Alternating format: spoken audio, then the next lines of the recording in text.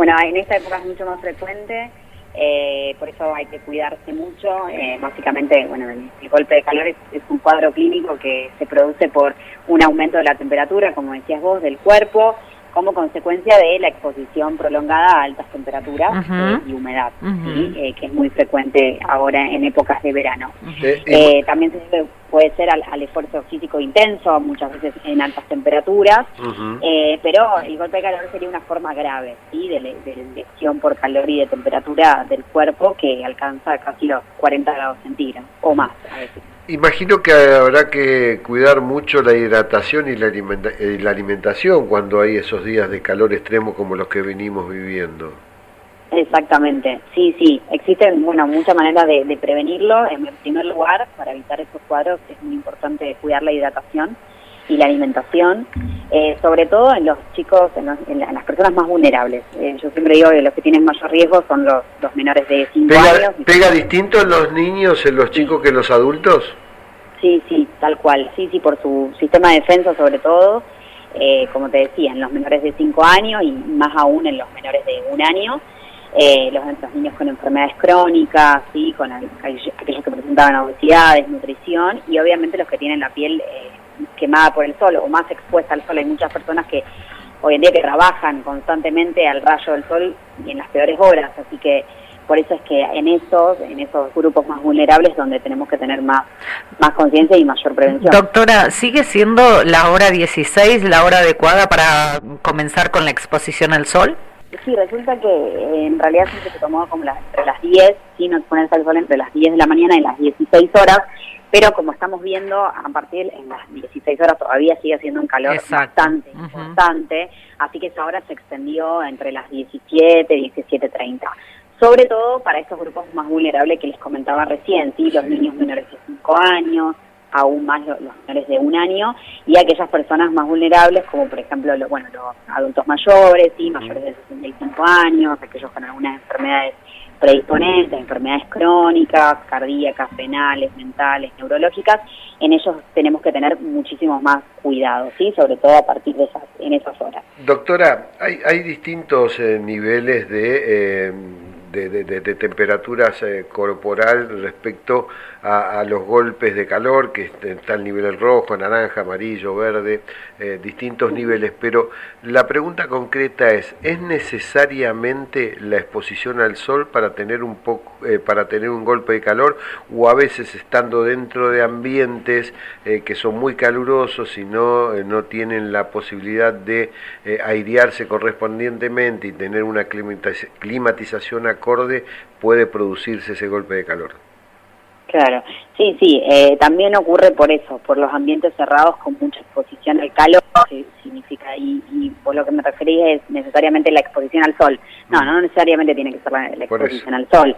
Sí, no es necesario. Lo importante es que el golpe de calor es la forma grave de la lesión por el calor, sí, que puede ser ya sea por el sol, digamos, la exposición solar directa, o bien por estar en un ambiente cerrado con muchísimo calor. Por eso es fundamental que dentro de las medidas obviamente de hidratación que les comentaba recién, también estar en lugares, mantener, digamos, a estos niños, a los mayores, a las personas más vulnerables, en lugares bien ventilados, ¿sí? Usando o ventiladores o aire acondicionado, esto sea en lugares cerrados como en la casa o en lugar público, y sobre todo cuando la temperatura ambiente es muy elevada, que en esta época obviamente es lo más frecuente, ¿sí? Así que eso no es solamente la exposición directa al sol, obviamente que hay algunas personas, como te digo, que son mucho más vulnerables a esta situación. ¿Ayuda y sirve lo de la gorra en la cabeza o mojarse la cabeza de manera constante? Hay que, permanecer esto en lugares ventilados y frescos, y sobre todo estos niños, bañarlos y mojarlos el cuerpo con frecuencia. Inclusive mantener esto de la hidratación. Yo siempre digo que a lo mejor los niños no te van a decir, bueno, tengo sed o tengo ganas de tomar agua. Pero insistirles en que tomen. Exactamente, ofrecer a los niños abundante agua segura, ¿sí? Durante todo el día, no solamente en las horas de mayor calor, entre las 10 y las 16, sino durante todo el día, porque esto es como una acumulación, o sea, los golpes de calor son una acumulación de calor y de temperatura en el cuerpo, así que todo el tiempo estar bañándolos, vestirlos con ropa suelta, liviana, de algodón y de color claro, para o directamente los más chiquititos desvestirlos para que estén lo más frescos posible, ¿sí? Durante todo el día. Creo que esta ha sido muy clara en los conceptos, pero creo que faltó algo en esta conversación que no lo preguntamos, y es cuando uno sufre este agotamiento de calor, ¿cuáles son los síntomas que se perciben para que la gente pueda detectar lo que está ante esto? Sí, es muy importante estar alerta a los síntomas que ahora les voy a referir y enseguida consultar al médico. En primer lugar, la transpiración excesiva, los dolores de cabeza muy importantes. Lo que pasa es que a veces el niño no te dice tengo dolor de cabeza, hay que estar atentos a esto de la piel, de cómo está fría, húmeda, la sensación de calor sofocante que refieren los pacientes, que tengan mucha sed intensa o la boca seca. También el tema de sentirse muy agotados, de tener mucho cansancio, debilidad muscular.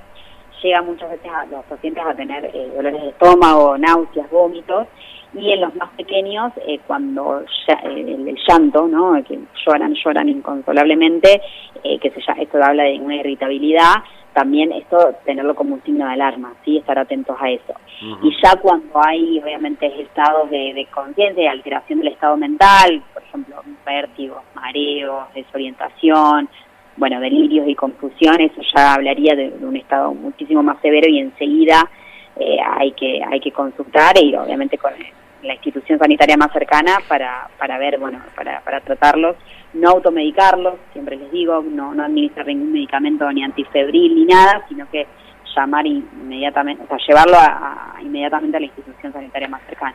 Usted decía, lo de la respiración, la situación cardíaca acelerada, los dolores fuertes de cabeza, el golpe de calor o el agotamiento de calor, ¿puede también derivar en algunas convulsiones?